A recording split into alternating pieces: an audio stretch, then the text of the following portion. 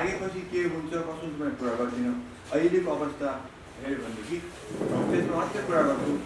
हामी अहिले केही दिन यता हेर्दाखेरि एकदम ठुलो खतरामा हामी परेका छौँ।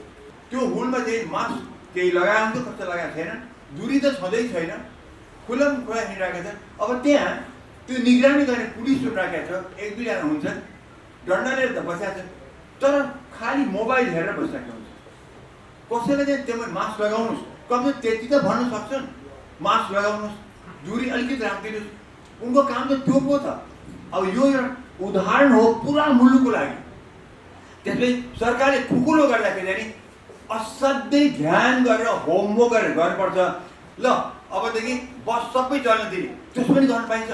म त भन्छु अहिले तत्कालै यो जुन यो आजको ट्राफिक जुन मैले देख्दैछु, जुन यो अहिले यो के नम्बरको यो जोड बिजोड नम्बर जुन थियो नि, त्यो जोड बिजोडमा खत्तम गर्ने बित्तिकै त यस्तो ट्राफिक भएको थियो नि, तीव्र सङ्क्रमण फैलिरहेको छ। अब त्यो पनि सरकारको वास्ता छैन। त्यसै खुकुलो गर्दाखेरि कडाइको साथ खुकुलो गर्नुपर्छ, मोनिटरिङको साथ खुकुलो गर्नुपर्छ, त्यो पनि गरेको छैन। अब त मुख्य स्थानीय कुराहरू तल्लो लेभलको ओडा ओडामा गएर हामीले गर्न सकेन भनेदेखि हाम्रो के पनि हुँदैन।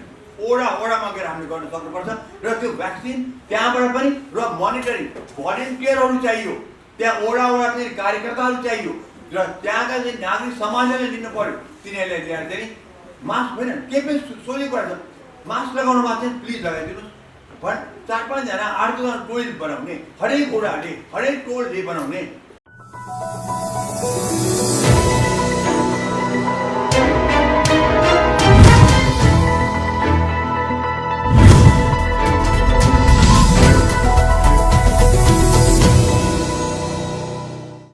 अहिले म यहाँ रोग लागेपछि के हुन्छ कसो हुन्छ भने कुरा गर्दिनँ। अहिलेको अवस्था हेऱ्यो भनेदेखि त्यसमा मात्रै कुरा गर्छु। हामी अहिले केही दिन यता हेर्दाखेरि एकदम ठुलो खतरामा हामी परेका छौँ। सरकारले जुन किसिमले अहिले अगाडि बढेको देखेँ, त्यो कदम लकडाउन जो खुकुलो पार्दै गइरहेछ, त्यो कदम बिल्कुलै गलत देखेँ मैले। Manaslu World College, a home for future leader, proudly announces admission open for Class 11, Science Management, Humanities, Law and Education. For more details, log into www.manasluworldcollege.com. Phone number 01447 2374 980 1362382. Sabe Hill 7, Chutepati, Kathmandu. यसरी वात्तै अहिले खोल्यो हेर्दाखेरि चाहिँ 10 दिन अस्ति video भने 10 दिनबाट lockdown गर्छु भने, तर जुन किसिमले खोलिदिएको छ खास गरी यातायातमा त यसरी त्यहाँ बसहरू टर्न भरिदिएको छ। अब भनिएको के भने बस टर्न पुरै भर्न पाइन्छ मापदण्ड अपनाएर, त्यो हेर्ने कसले? हाम्रो त यहाँ के भने निर्देशन दिने सबै च्याम्पियन छन्, यसो हुनुपर्छ गर्नुपर्छ, तर त्यो फलो गर्ने कसले? म तपाईँलाई बताऊँ, भनिहाल्छु कि मास्क लगाऊ, भनिहाल्छ दूरी मेन्टेन गर। म बिहान वकिङमा जान्छु, म बिहान वकिङ 4 बजीतिर म त्यो कुमारीपाटीतिर आएको हुन्छु, त्यहाँ तरकारी बेच्ने मान्छे टर्ने हुन्छन्। हेऱ्यो भनेदेखि त्यहाँ यस्तो त्यहाँ हुल हुन्छ, त्यो हुलमा चाहिँ मास्क केही लगाएको हुन्छ, कस्तो लगाएको छैन, दूरी त छँदै छैन, खुल्लम खुला हिँडिरहेका छन्। अब त्यहाँ त्यो निगरानी गर्ने पुलिसहरू राखेको छ, एक दुईजना हुन्छन्, डन्डा लिएर त बसेका छन्, तर खालि मोबाइल हेरेर बसिरहेको हुन्छ। कसैले चाहिँ त्यो मास्क लगाउनुहोस्, कमसे त्यति त भन्न सक्छन्, मास्क लगाउनुहोस्, दूरी अलिकति राखिदिनुहोस्। उनको काम त त्यो पो त। अब यो एउटा उदाहरण हो पुरा मुलुकको लागि। बसमा लामो दूरीको बसमा टन्नै भरेर जाऊ भनिदिएको छ, मापदण्ड पुरा गरेर। के हो मापदण्ड भनेको? मापदण्ड के एउटा स्क्रिन राखेर जाने हो र? त्यो बस टन्न भर्नै हुँदैन, डिस्टेन्स चाहियो। अब यहाँबाट लामो दूरी बस जान्छ, बाटोमा निगरानी कसले गरेको छ? कसले गरेको छैन होला। नागढुङ्गामा एक दुईजना पुलिसले हेर्लान्, ल तपाईँ कतिजना छ यसो हेऱ्यो, ल जानुहोस्, ठिक छ। त्यसपछि त कस्तो पनि वास्तै गर्दैन। सहरमा बिल्कुल वास्तै गरेको छैन। टोलमा किन यो हुँदैन? हेर्नुहोस्, सरकारले गर्ने काम एउटा हुन्छ, जनताले गर्ने काम अर्को हुन्छ। तर यहाँ त कमसेकम टोलमा चाहिँ बसेका छन् वडा अध्यक्षहरू, वडाका चाहिँ पैसा खाएर बसेका तिनीहरू काम यो होइन कि हरेक टोलमा चाहिँ नि भलिन्टियर राखेर भए पनि इलेक्सन आयो भने त यी सबै पोलिटिकल पार्टीको वडामा चाहिँ नि टन्न चाहिँ भलिन्टियर पठाउँछन्। यो त भयङ्कर हाम्रो लडाइँ परिरहेछ। र यो अहिले जुन यो केही दिन यता यो खुकुलो पार्दै गएपछि जुन किसिममा बढेको छ यो सङ्क्रमण, यो एकदमै खतरनाक अवस्था आइपुगिसक्यो। अब डरलाग्दो हो। मलाई अस्तिसम्म 5-10 दिन अगाडिसम्म डर थिएन, घटेको थियो, घटेर देखिया थियो, हुँदै पनि थियो। अहिले आएर त अचानक वात्त पऱ्यो। यो चाहिँ नि यस्तो हामीलाई खराब अवस्थामा पुग्यौँ। भ्याक्सिन दियो भनेको छ। अब हेर्नुहोस्, भ्याक्सिन दिन्छन्, अब त्यो भ्याक्सिनको त्यो रिपोर्ट लिनलाई टेको हस्पिटलमा देखिहाल्नु हो कत्रो लाइन छ, तिनै सङ्क्रमण फैलिन्छ, दूरी मेन्टेन गर्न सक्दैनन्। अब त्यो कामदारलाई भ्याक्सिन लिएका छन्, रिपोर्ट दिनलाई चाहिँ नि लाइन। माने कस्तो लापरवाही हो। सरकारले किन सोच्दैन कसरी काम गर्ने भनेर? पटक्कै कसैले काम गर्ने वास्ता गरेका छैन। तल्लो जहाँ ग्रास रुटमा हेर्न पर्ने कसैले हेरेका छैन। ओ माथिबाट भ्याक्सिन आउने हो, कति पैसा खर्च गर्न सक्छन्, यसो गर्न पर्यो, उसो गर्न पर्यो, निर्देशन दिएको छ, तर ग्रास रुटमा के भएको छ बस्दै छैन। हामीले जबसम्म यो रोगलाई कन्ट्रोल गर्न तल्लो स्तरबाट हामी गर्न सक्दैनौँ, हामीले एक टोलमा हामी कन्ट्रोल गर्न सक्दैनौँ, तब यो फैलिन्छ र अब चाहिँ नि खतरनाक भाइरस फैलिन थालेको छ। अब तपाईँ बसकै कुरा गरौँ, यहाँबाट बस पठाएको छु के त ठाउँमा जहाँबाट गएको काठमाडौँ कुरा गरौँ, मुगलिसम्म पुग्दाखेरि ठाउँमा त गजुरी छ, उहाँ छ, त्यहाँ त पोलिटिकल पार्टीहरू छन्, त्यहाँ ओडाको अध्यक्षहरू छन्, ओडाको चाहिँ कार्यकर्ताहरू छन्, तिनले चाहिँ हरेक ठाउँ बसेर बसहरू चेक गर्न सक्दैन। खै त के पनि छैन भने सरकारले आफ्नो गर्ने दायित्व जाऊ। स्वास्थ्य मन्त्रालयमा मन्त्री नै थिएन, 5-6 महिना 3-4 मन्त्री फेरिन्छ। यो किन फेरिन्छ थाहा छैन हामीलाई। भ्याक्सिन ल्याउनु भन्छ, भ्याक्सिन ल्याएको छन्, तर यस्तो रुमर फैलाएको छ, हल्ला फैलाएको छ यो भ्याक्सिन खराब छ भन्दैछ। अब त्यसको खराब छ भनेपछि कुनै हस्पिटलमा त त्यो अस्तिको त्यो जोन्सन एन्ड जोन्सन भ्याक्सिन चाहिँ नि लाउन मान्छे कोही गएको छैन कि यो भ्याक्सिन खतरनाक भनिरहेको छ। त्यसको काउन्ट्याक्ट त कसले गर्नु पर्यो? त्यो सरकारले त्यो पनि गर्दैन। अब त्यस्तो सामाजिक सञ्जालमा त्यस्तो पनि चाहिँ हल्ला फैलिएको छ, तर काउन्ट्याक्ट कतैबाट पनि छैन। त्यो लगाउनु आएको छ, भ्याक्सिन बाबा आएको छ, फ्री आएको छ, त्यो लगाउनु पर्यो। अब हाम्रो भ्याक्सिन हेर्नुहोस्, यो अमेरिकन भ्याक्सिन भनेर यो के हो? यो होइन। अहिले पनि हेर्दाखेरि भ्याक्सिनमा त अहिले संसारभरि, यहाँ मात्रै होइन, संसारभरि भ्याक्सिनमा नम्बर 1 आर्थिक इकोनोमिक चलखेल भएको छ, नम्बर 2 पोलिटिकल चलखेल भएको छ, नम्बर 3 चाहिँ नि गएर यसमा चाहिँ नि गएर ओभरअल चाहिँ नि फाइनली अलिकति साइन्स परेछ, बाँकी सबै इकोनोमिक। किनभने मेरो मुलुकमा बनाएको छ भने यही बिग्नुपर्छ, त्यसमा अर्कोलाई चाहिँ नि यो खराब छ भनिदियो, यो चलेको छ। र हाम्रो नेपालमा चाहिँ जोन्सन जोन्सन भ्याक्सिन यति राम्रो छ, 1 डोज दिए पुग्छ, त्यहाँदेखि यस्तो हल्ला फैलिएको छ कि चाहिँ त्यो लिनु हुँदैन। अब यो के हो? यो पोलिटिकल खेल हो क्या हो? र फेरि अर्को कुरा, मेरो भ्याक्सिन बिगाउनु पायो भने त अर्को भ्याक्सिन बिग्दैन। त्यसले हेर्नुहोस्, जर्मनीले हामी यहाँ एम्बेसीमा चाहिँ नि भिसा लिन जाँदाखेरि जर्मनीले एस्ट्राजेनिका जुन हामी सबै नेपालीले लिएका छौँ त्यो लियो भनेदेखि उसले एक्सेप्ट नगर्ने। यो यस्तो पनि कहीँ हुन्छ? अब फाइजर नेपालमा भण्डारण गर्न सक्दैन, त्यो -70 डिग्रीमा कसले गर्न सक्छ? अनि यो कस्तो संसारमा अहिले नेपालमा छैन। यहाँ त यस्तो चलखेल भएको छ, खालि इकोनोमिक चलखेल हो, आर्थिक चलखेल र पोलिटिकल चलखेल। त्यसैले अब हेर्नु, जहाँ सरकारले स्ट्रिक्टली गर्यो, आजभन्दा 15 दिन अगाडि चीनले आफ्नो पपुलेसनमा 1 अरब 15 दिन अगाडिसम्म 1 अरब 20 करोड चाहिँ भ्याक्सिन दिइसक्यो, उनको कन्ट्रोल भएको छ। अब हाम्रो यहाँ हेऱ्यो भने 8-9-10% दिइरहेका छन्। अब हामी भ्याक्सिन ल्याउँदाखेरि भ्रष्टाचार हुन्छ। एउटा भ्याक्सिन पुनाबाट ल्याउँदाखेरि 20 लाख ल्याउँदाखेरि चाहिँ 32.5 करोड भ्याक्सिन हुन्छ। तर हाम्रो ओलीजीको नाक मन्दिर भएको कुरा, उहाँकै व्यक्तिको वरिपरि गरेका कुरा हो, उहाँ भ्याक्सिन भ्रष्टाचार भाव छैन भनिदिनु हो। यस्तो भ्रष्टाचारमा यो मुलुकमा के भएको यस्तो यो? अब कसलाई विश्वास गर्ने? जो आएको छ त्यही थाहा छ।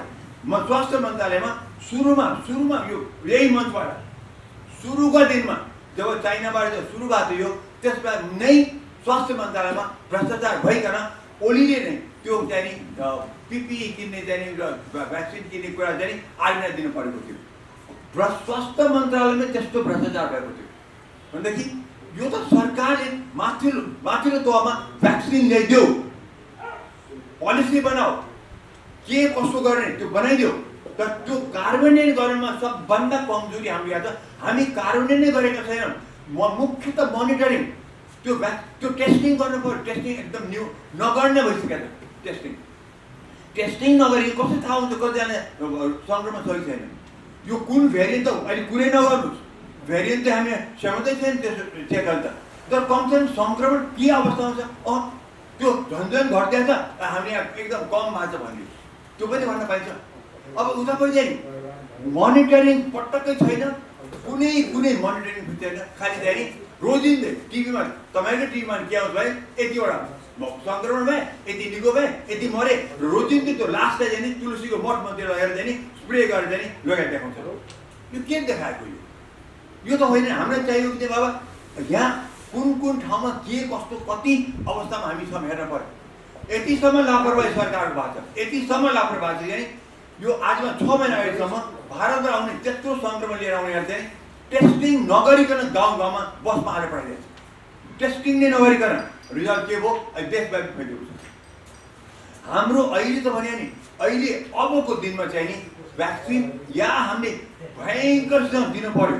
हामीले यो 2 महिना 3 महिना भित्रमा 75% हामी भ्याक्सिन दिन सकेन भनेदेखि हामी समस्यामा पर्छ। किनभने यो जुन अहिलेको भाइरस छ त्यसलाई कमसेकम कन्ट्रोल गर्न सक्यो भनेदेखि भेरिएन्टले हामीले के गर्न सक्दैन, भेरिएन्ट बढ्दैन। यो भाइरस कन्ट्रोल गर्नु, त्यही भाइरसबाट भेरिएन्ट हुने हो। त्यो भाइरस कन्ट्रोल गर्यो भने ऊ भेरिएन्ट उसले बच्चा जन्माउन सक्दैन। तर यसलाई कन्ट्रोल गर्न भएन भनेदेखि त्यहाँबाट बच्चा जन्मिन्छ। एक झन् खराब बच्चा जन्मिसक्छ। कुनै कम पनि होला तर म्याक्सिमम बढ्ता हुन्छ। अनि रिजल्ट हामी फेरि बस्छौँ। अनि फेरि त्यही भ्याक्सिनले त्यो चाहिँ 3rd जेनेरेसनको बच्चालाई चाहिँ काम गर्दैन। अनि त्यसलाई भेरिएन्ट चाहिँ अब हाम्रो हातबाट खुस्क्यो। हामी यस्तो अवस्थामा पुग्दाखेरि चाहिँ नि अहिले हामीले चाहिँ नि सरकार कति के नीति पनि कस्तो यो सरकार हो भने बुझ्नु सकिन। भ्याक्सिन ल्याउँदाखेरि हामीले 1 वर्ष अगाडि यही मञ्चबाट मैले कराएको थिएँ, भ्याक्सिन ल्याउनु पर्यो। भ्याक्सिन वास्तै भएन, ओलीजीको सरकारले वास्तै नै गरेन। पछि अहिले चाहिँ आएर मैले त चाहिँ नि भ्याक्सिन ल्याइरहेको छु। हो धेरै पैसा आउनु, मान्छे मरेर गइसके। ती मरेको व्यक्तिको चाहिँ नि परिवारलाई भन्नुहोस् कि मैले भ्याक्सिन ल्याइरहेको थिएँ भनेर, त्यो भन्नुपर्थ्यो उहाँले। तर यस्तो अवस्था अब हाम्रो नम्बर 1 भ्याक्सिन तत्काल 75%लाई देऊ। र अब त 14 वर्षभन्दा माथिकालाई नै दिन परिसक्यो। अब त यो 65 वर्ष 60 वर्ष भन्दा नि अब 14 वर्षभन्दा माथिकालाई हरेक व्यक्तिलाई हाम्रो चाहिँ देशव्यापी चाहिँ यो क्याम्पेन गरेर दिलाउनै पर्छ। उपाय छैन। हामी चाहिँ आएको चाहिँ चाइनिज भ्याक्सिन छ, इफेक्टिभ छ। इन्डियन भ्याक्सिन छ, इफेक्टिभ छ। जनसन आज इफेक्टिभ छ। हामी जसरी भए पनि अब सुरु गर्नु पर्यो। यो 14 वर्षभन्दा माथिकाले दिनु पर्यो। किनभने सङ्क्रमण तिनीहरूमा अहिले बढ्न थालिसकेको छ। त्योभन्दा कममा पनि बढाएको छ। त्यो 14 अहिले टार्गेट गरौँ 14 वर्ष। त्यसपछि सरकारले खुकुलो गर्दाखेरि चाहिँ असाध्यै ध्यान गरेर होमवर्क गरेर गर्नुपर्छ। ल अबदेखि बस सबै चल्न दिने, त्यसो पनि गर्न पाइन्छ। म त भन्छु अहिले तत्कालै यो जुन यो आजको ट्राफिक जुन मैले देख्दैछु, जुन यो अहिले यो के नम्बरको यो जोड बिजोड नम्बर जुन थियो नि, त्यो जोड बिजोडमा खत्तम गर्ने बित्तिकै त यस्तो ट्राफिक भएको थियो नि, तीबाट सङ्क्रमण फैलिरहेको छ। अब त्यो पनि सरकारको वास्ता छैन।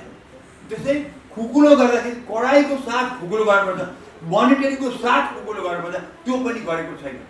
अब त मुख्य स्थानीय कुराहरू तल्लो लेभलको ओडामा गएर हामीले गर्न सकेन भनेदेखि हाम्रो के पनि हुँदैन। ओडामा गएर हामीले गर्न सक्नुपर्छ। र त्यो भ्याक्सिन त्यहाँबाट पनि र मोनिटरिङ भलिन्टियरहरू चाहियो। त्यहाँ ओडा चाहिँ कार्यकर्ताहरू चाहियो। र त्यहाँका चाहिँ नागरिक समाजले लिनु पर्यो। तिनीहरूले ल्याएर चाहिँ मास्क होइन के पनि सोझै कुरा छ। मास्क लगाउनु भएको चाहिँ प्लिज लगाइदिनुहोस्। 4-5 जना 8 जना टोल बनाउने, हरेक ओडाले हरेक टोलले बनाउने र त्यहाँ गएर र Manaslu World College, a home for future leader, proudly announces admission open for Class 11, Science Management, Humanities, Law and Education. For more details, log into www.manasluworldcollege.com. Phone number 01447 2374 9801362 Sabahil 7, Chutepati, Kathmandu. मेयरहरूलाई यसमा involve हुनुपर्छ। याद गर्नु होला, हामीले हरेक सहरको मेयरहरूलाई involve गर्नुपर्छ। मेयरहरूलाई के भन्यो भने तपाईको एरियामा हामी मोनिटर गर्छौँ, सरकारले राम्रो भने तपाईको एरिया मोनिटर गर्छौँ, तपाईको एरियामा चाहिँ सङ्क्रमण बढेको देख्यो भनेदेखि जिम्मा तपाईँको हुन्छ। यति गरेर कडाइको साथ त्यो भन्न सकिएन भनेदेखि खालि मुलाइजा र हातमा चाहिँ जोड्ने हो भनेदेखि काम चल्दैन। अब जिम्मा कसले दिनु पर्यो? आजसम्मको अहिले हाम्रो अवस्थामा जिम्मा कसले ल्याएको? कसैले ल्याएको छैन। कसैले ल्याएको छैन। जिम्मा लिने बेलामा कोही पनि छैन। वावा खाने बेला सबै वावा खाने वाला छ, जिम्मा कोही लिँदैन। अब हामीले जिम्मेवार हुन पर्यो, जिम्मा लिनु पर्यो। र जहाँ चीनमा हेर्नु होला, सुरुमा जब चाहिँ गर्भवती भ्याक्सिनमा मृत्युदण्ड दिएको छ, मृत्युदण्डसम्म दिएको छ चीनको सरकारले माथिल्लो कर्मचारीलाई यो भ्याक्सिनको बारेमा, यो फैलिएको बारेमा। अब यहाँ चाहिँ त सहरमा मेयरले उनले आफ्नो वडाले कन्ट्रोल गर्नु नगरी हुँदैन। गाउँमा त्यहाँका गाउँका चाहिँ अध्यक्ष छन्, तिनलाई चाहिँ हामीले भन्नै पर्छ। र अब स्वास्थ्य मन्त्री मेरो विचारमा के गर्नु पर्यो भनेदेखि प्रधानमन्त्रीलाई राखेर प्रधानमन्त्रीले बोल्नु पर्दैन, खालि राख्नु पर्यो। किनभने त्यसले अलिक पावर हुन्छ। स्वास्थ्य मन्त्रालय अब स्वास्थ्य छैन, तर जो राज्य मन्त्री आउनु भएको छ उहाँले बोलाउनु पर्यो।